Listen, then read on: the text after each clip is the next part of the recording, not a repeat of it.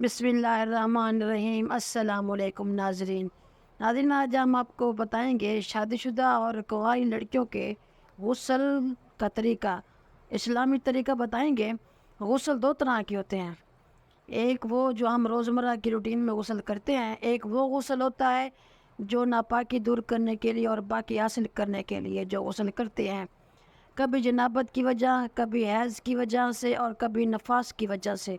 ناپاکی دور کرنا اور پاکی حاصل کرنے والا جو غسل ہے، اس کا ایک طریقہ جو آپ صلی اللہ علیہ وآلہ وسلم نے فرمایا ہے وہ یہ ہے کہ پہلے وضو کیا جائے، اگر کچی جگہ نہیں ہے تو پیر بھی ساتھ دھو لیے جائیں، پورا وضو اسی طرح کیا جائے گا۔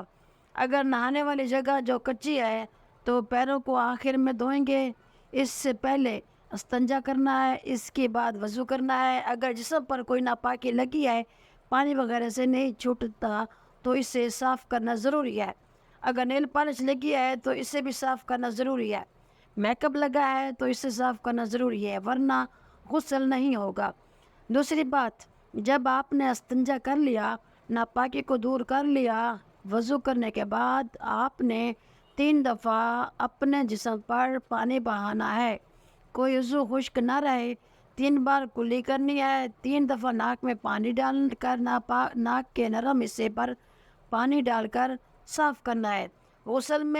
غسل میں یا وضو میں پانی کا اسراف گناہ کا ذریعہ بنے گا۔ شکریہ۔